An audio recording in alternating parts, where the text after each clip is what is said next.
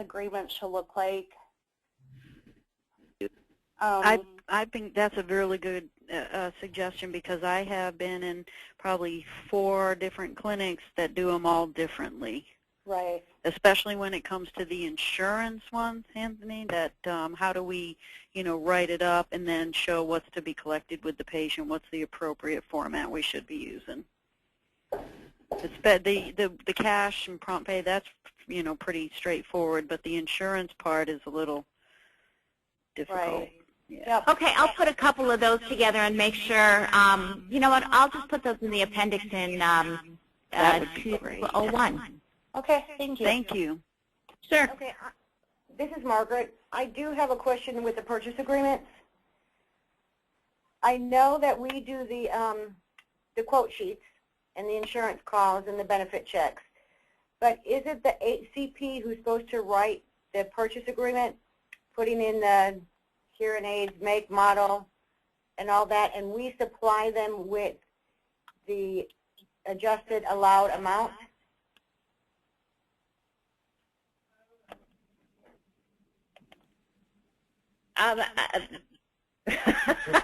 What's the Sorry about SPCC say? Yeah, Who writes the purchase agreement? Yeah, I don't. Is that what happens out in operations? I don't No, know. I mean, that sounds right to me. The HCP should be putting together all that information, and then you'll be really taking care of. Okay, so what was your question then? So the PCC only has to worry about how to get to the allotted amount, the discount that needs to be shown, but as far as the purchase agreement, the HCP should be writing that. Yes. We type ours out from the invoice. Mm-hmm. So do I.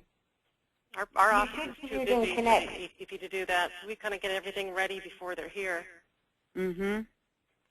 Well, you can have them printed out or have them pre-printed. You're not going to know the make and the model before you sell a hearing aid, or she. Well, if they already have them on trial, you will. Yes, you will. But the HCP also has that on their desktop here in our offices in Georgia. My HCPs here in Wisconsin as well do that. They have her pre-printed and ready to go for when the patient's fit date. Right. So we need to supply them with the discounts and the allotted amount and their benefit check. Right. I fill out the contract, the whole thing. Oh, I don't do or that. do not? I do. I do all that. And I do too. Hi, this is Janine in Bedford. I thought we were calculating the allowed amount based upon like a rough estimate using 60%. That's why I had a question on that too, Bedford. The 60%, it was like I didn't know we were supposed to use that 60% of the allowed amount and then do your, if there's a deductible or 80-20 coinsurance from there. Yeah, I think that's what we're supposed to be doing is using the 60%. I even read it somewhere in our materials and our SOPs. Oh yeah, it's Yes. there. Yep, you're absolutely correct. It's list price times 60% equals allowed amount, and then we deduct deductible and calculate the co-insurance from that. Come up with. So the critical piece to that is you guys have to make sure when you're talking to your patient, whether it's you or your HCP, that they understand that this really very much is an estimate of what we expect their insurance company to pay. And it does say that on the purchase agreement too. Kind of that out to them. This is not a guarantee of payment. This is an estimated amount.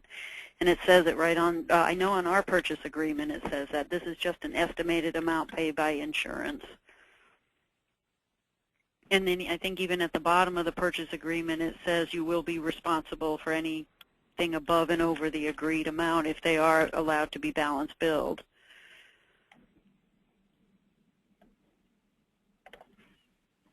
Sounds spot on to me. You going to teach us, Susan? I try. I'm trying. All right, I'm doing a call out to the audience. Miss Lori G., you had posted up in the chat that you had a question. You want to speak up? I have a question regarding insurance and third-party payers. We were told that you can't give them the Connect Advantage discount, correct? when you enter No, it in cycle? if you look at the grid in there, Connect Advantage is for everybody with the exception of networks. So no Epic, no HearPO, no Hearing Planet. Everybody else gets Connect Advantage. But we were told that they still get like batteries and remotes and things like that. Well, this is just part of the Connect Advantage, right? Right. But they're Epic patients. No, not Epic. No, network patients do not. Yeah, that's serious money going out the door if we're doing that. And who's this is this Emily talking? No, this is Lori. Lori, because I'm in Indiana. I was told everybody gets the 333. Like, for example, Siemens has a 2-year warranty. I was told by my RD everybody gets the Connect Advantage no matter who it is. Well, then your RD's not following the SOP. I might have misunderstood her, but I'm pretty sure that everybody gets the 333. So that's not correct, Lori?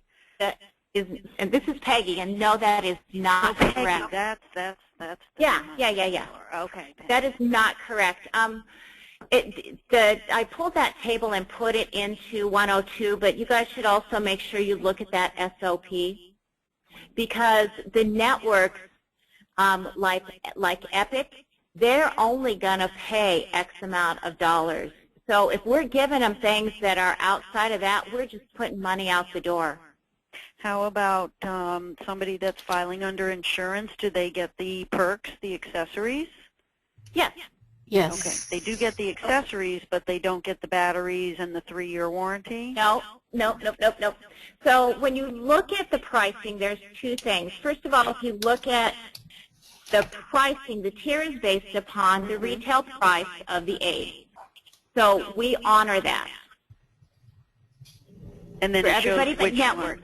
one. No network, no Epic, no HearPO, no Hearing Planet, Hear USA. Those guys do not qualify for that. Do not Everybody qualify. else gets it. Correct. So they don't get the 3-year free battery? At Epic, no. Or insurance? Insurance, yes. Those are two different types of insurance. But not the networks, Peggy. Correct. So I think what everybody called them for years, they called them reverse networks. And about the time I started, everybody's like, no, don't call it a reverse network, call it a network. So the reverse network, that group of contracts. The people that come to you with a referral in that packet. So on an insurance patient that's not network, not Epic, just like a Blue Cross Blue Shield, and do they get the accessories like a remote? Depending on the level of hearing aid they get, it stipulates what they get as a peripheral. Now, do we enter that as a Connect Advantage or a contract discount? Be a Connect Advantage. And also, Epic offers free batteries. We have a patient that is an Epic patient, and he gets batteries through Epic. That's part of Is it like 1 year, 2 years of batteries? I'm thinking it's 3, but I don't know that for sure. But I do know because it took them 2 months to actually finally get the batteries, so that's why it's fresh in my mind right now. And I think HearPO does the same thing. I think they get some after their first 45 days, and they get some batteries, and then after that they have to pay.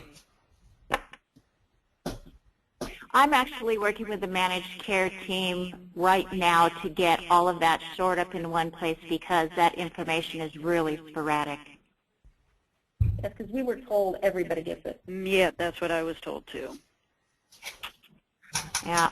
If you look at the SOP on discounts, it's pretty clear. Gracie, are you there? I just want to make sure that I've got that right because you're in my region. Yeah, I'm here. I'm here. I'm on mute. I just unmuted. Yeah, no network. Epic, HearPO, Hearing Planet. No Connect Advantage. None of the Connect Advantage. Okay, so I have my information wrong with the RD then. Yes. Okay. Basically, if they're not paying us for the hearing aids, you would think, and of course then that would be in the network, they're not getting the batteries and so forth. They're not Right, exactly. We're not Connect Hearing is not collecting the money, so why would we offer the benefit? Free stuff, yeah. Exactly. And the network is also the ones that are filing their insurance. I mean, we're doing it directly, and they're a true Connect Hearing patient. That's when the 333 kicks in. Yeah, and plus they have batteries coming, like you said, from Epic or whatever. They've already got batteries coming. Exactly. Right.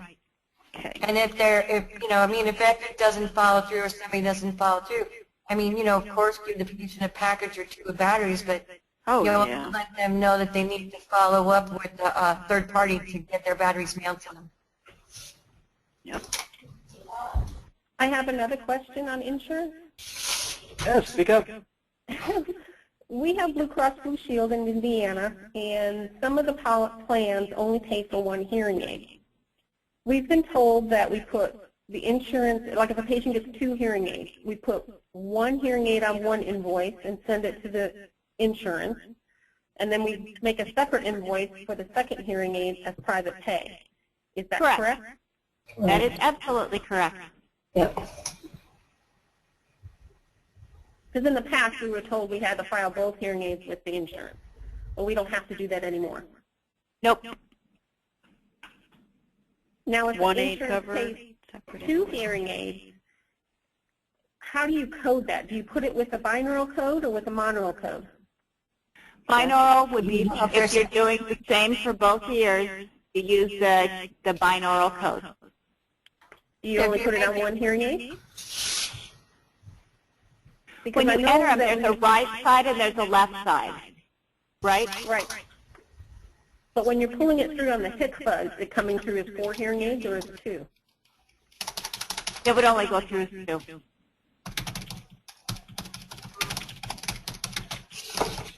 And the RC and LC modifiers end up on there. So when you enter it in cycle and you use a binaural code on 2 hearing aids, it's like you're billing 4 hearing aids. Does that make sense? Yeah, no, it doesn't. When it actually goes into the clearinghouse, it's only 1 per side.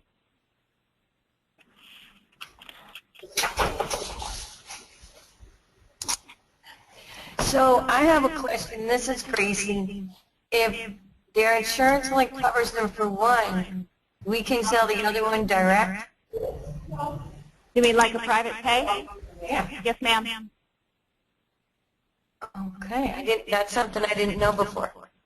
So if I've heard this, So then there would be 2 separate invoices. 2 separate invoices, one with one hearing aid but a binaural code, and then a second one just like a cash sale with one hearing aid with a binaural code. Why would they not? No, wait a minute. That doesn't make sense. No, it doesn't. You're gonna do the monaural code, especially if you're splitting them. Okay, that makes more sense.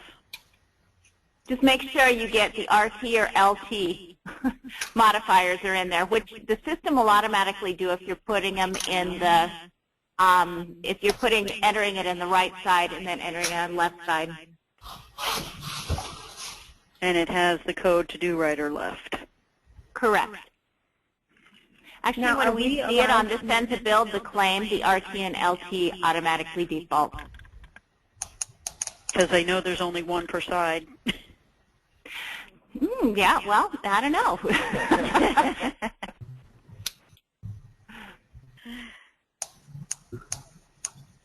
Did I cut somebody off? I apologize.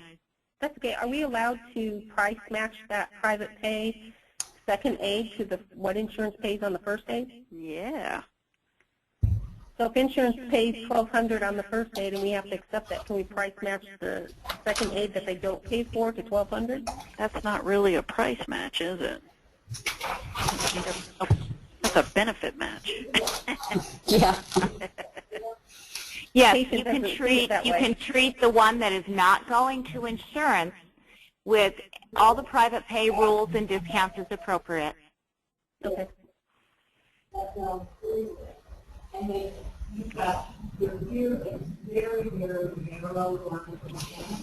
And I'm sorry, I get another question. Why is the CBO filing with Medicare if they don't have to? Because all of the secondaries require us to have a denial from Medicare before they will even consider it for payment.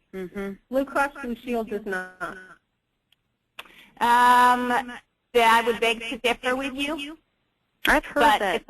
it's also always doing a standard process as well. Medicare, especially with the Blues, will auto cross over to the Blues for us, so we don't have to do any work as long as we tell them there's Blue as a secondary payer. Yeah, we're having a lot of trouble with that in Indiana, it seems. You know, Really? when I Who's your used to bill Medicare carrier in Indiana? I'm sorry, we have Blue Cross Blue Shield like GM, auto workers, and so they don't need a Medicare denial. Now, the federal employee program needs It's it. self-funded. So then it goes to Medicare, and then it gets denied, and then it just kind of sits there before they bill the secondary. A lot of times it doesn't cross over. That's just been my experience in the past. Huh. Because all the Blues are on the list for all the Medicare crossovers, so that's interesting. Okay. This is Lori in Texas. Can you hear me? Yeah. Okay, good. I'm echoing. We were told in Texas that with all insurances that we were not allowed to do discounts. And we have even been asked to redo contracts that for insurance that you get a discount. Discounting on insurance. Okay. My question is, were we told wrong, or is it different for Texas? I don't know. So here's the consensus here. So you cannot do a discount on insurance at the point of invoice. But at the same time, when after the insurance has made their consideration and paid what they're going to pay, what will happen is we don't want our patients to ever have to be out of pocket more than any of our private pays. So had they decided to use the private pay option, we would never ask our patient to pay more than if they had had to pay that private pay price point out of their pocket. So that's why we bill out the insurance and ask you guys to leave us a note if you make some sort of negotiation.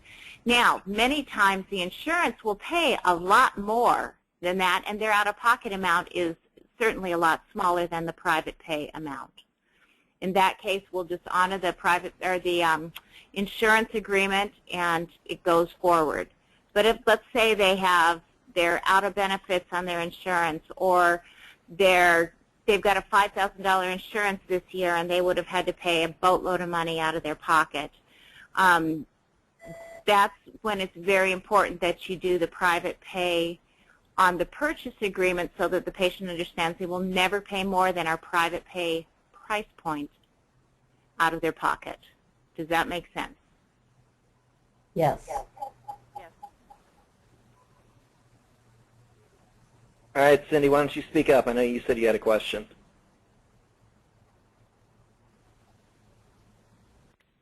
I think I have to mute myself off all these things. So when exactly do you give someone a quote sheet? Because I have to be honest, we've never used it. A quote sheet should be done every time that you're going to price out aids. Okay, and when do you give it to them? Well, first of all, the quote sheet itself is kind of like a worksheet calculator. You don't really hand that over to the patient. It's for you to kind of demonstrate, you know, the math and how you're trying to figure this out, as well as a tool to help you calculate all of that out. What the patient is mostly going to be concerned with is the purchase agreement. Right, but then a lot of our purchase agreements, like I just had someone, here's my example, someone just came in, and which I've never had this before, they had 100% of the allowable amount, and since nice benefit. Yeah, well okay, so I put them on as whatever 10,000, whatever it is, and then just subtracted 10,000, whatever it is, and said, from what I understand, I think you're going to owe me 0, but don't they, I would assume that somebody would have to pay on the tax, but I told them I wasn't sure. I have no idea. Never had that before. Typically, the insurances won't pay the tax. Right, So, well, that's why I said he'd probably be responsible for the tax, but I didn't yeah. collect any money from him. That's, yeah, what's the tax going to be, $100? Right, Is something there like tax that. on here? I didn't think there was tax on hearing aids. In Illinois, there is. And yes, state by state. That's another reason there's a purchase agreement by state.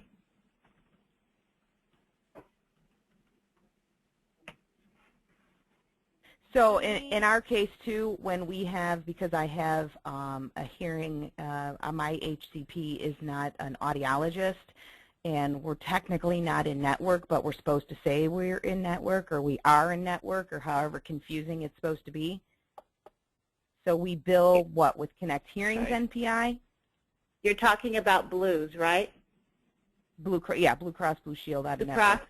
I think I'd have to look it up, but the contract, I think, is with the individual HCP, so that's important to you guys when you do your benefit check, and then when the claim gets put over to the clearinghouse, it knows what has to go on for Blues of Illinois. The filters know how to do that. What about like our aging invoices? Are those something that we're supposed to be monitoring then? So if there is a write-off and that it hasn't been done, that you said to filter through our RD? Because I have stuff from the beginning of when we turned over, the beginning of October. If those invoices are post-Connect Hearing for you guys, those are the responsibility of the CBO. If it is I don't know, whatever you guys worked out with that one. No, I'm talking about, we turned over October 1st, so it would be everything that's on my invoices for, that's the CBO, that is the CBO responsibility. Okay, but the ones that I consider myself that the patient paid in full, because they gave me all the money that, at the time before we actually, so say they have some silly $500 benefit, and then we had to remove the adjustment on it. Okay. Those are ones that we're supposed to be following up on. Because to me, the person's paid in full. Okay. And I have notes out there. Mm-hmm. Is there a patient amount due at all? No. Or is there a refund on either side of the fence that may or may not need to go, either back to the insurance or back to the patient? Nothing that I see. There's nothing out there. When I see stuff that goes through from CBO, all it says is, $600 payment applied every so many years, and that's all that's sitting out there. So if there's a balance on that patient's account or not a balance, I wouldn't worry about it. I mean, if it's truly a balance on the account that your patient owes, I mean, the patient will at some point in time get a statement. Right, but they're going to ask me about it. They're not probably going to call you. Well, yeah, and we don't have a line to do that. So I guess if the balance is 0, the patient doesn't owe anything, I would tell the patient he's good until he hears from us differently. Can I ask something about insurance that takes a while to pay? Okay. So if we have a patient that's on a 45-day trial, and this is happening quite a bit, and the insurance company, I'm looking and I can see when things are getting billed or the insurance hasn't paid, and the patient's actually calling up the insurance company because they're concerned because they want to return the hearing aid if their insurance isn't going to pay. How do we handle that? Because if it goes over the 45-day trial period, the insurance company still hasn't responded back, and the patients are getting, in our office, they get angry because they want to know what the status is, what's taking so long, has this been denied. Sometimes they're getting EOBs that are showing they're only going to pay a certain amount of the hearing aid. So That's totally, I mean, if we are totally dependent upon the insurance company to come back and pay us, we're all sitting in the same boat there, right? I mean, we can't force them to pay on it any faster than they're going to pay. We have a follow-up team that does has a process and accounts they work, and they work them in a high dollar order first and then work their way down. And we're adding to that team all the time, so we're ramping up so that we can do more. But, I mean, we can't force an insurance company with all tap dancing in the world to make them respond faster than they do. So you guys are just going to have to explain to the patient, you know, I mean, our hands are tied. We can't make this stuff up, right? As much as we'd like to, but we can't do it. Can we extend their trial? Oh, gosh. That's something I think will have to come out of practice, special practice. I think the best thing that you could potentially do as far as extending the trial, SOPs would dictate no. I would speak with your RD, and your RD would then have to speak with the RVP in order to get approval for something along those lines. But it's not something that you can authorize from your center level. That needs to seriously get escalated up the chain. And I hate to break this up. That is the last question we're going to be able to take. The room that we're in has people that are starting to clamor and want to get in.